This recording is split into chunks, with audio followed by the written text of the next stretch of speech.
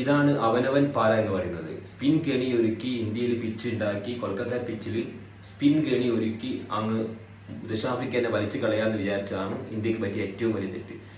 30 റൺസിന് ദക്ഷിണാഫ്രിക്ക ഇന്ത്യയെ നിലം തൊടിയിച്ചില്ല. ചുരുങ്ങിയ സ്കോർ 124 റൺസ് പിന്തുടരാൻ ഇന്ത്യൻ ഇന്നിങ്സിന് ആയില്ല. ഇതിൽ 1-2 കാര്യങ്ങൾ ഞാൻ പറഞ്ഞുതരാം. T20 കളിക്കുന്ന പ്ലേയേഴ്സിനെ പിടിച്ചിട്ട് ടെസ്റ്റിൽ ഇട്ട് കഴിഞ്ഞാൽ ഇതായിരിക്കും അവസ്ഥ. ഇതും ഗൗതം ഗംഭീർ ഒരു പ്ലാൻ ആയിരിക്കും ചിലപ്പോൾ. എത്രയോ നല്ല നല്ല പ്ലേയേഴ്സ്, ടെസ്റ്റ് കളിക്കുന്ന പ്ലേയേഴ്സ് ഉണ്ട്. അപ്പം ഇവനവന് ഇഷ്ടമല്ലേ, അതായത് ഗൗതം ഗംഭീറിനും അജിത് അഗർക്കറിനും ഇഷ്ടമുള്ള ആൾക്കാരെ മാത്രം ടീമിൽ കുത്തി നിറച്ചാൽ ഇതായിരിക്കും അനുഭവം. ഇനി എന്തെങ്കിലും ഇന്ത്യൻ ടീം പാഠം പഠിക്കണം. കാരണം 124 റൺസ് സ്കോർ ചേസ് ചെയ്യാനുള്ളൂ. 90 റൺസ് 94 റൺസിന് ഓൾ ഔട്ടായി, 30 റൺസിന് തോൽവി. ആലോചിച്ചു.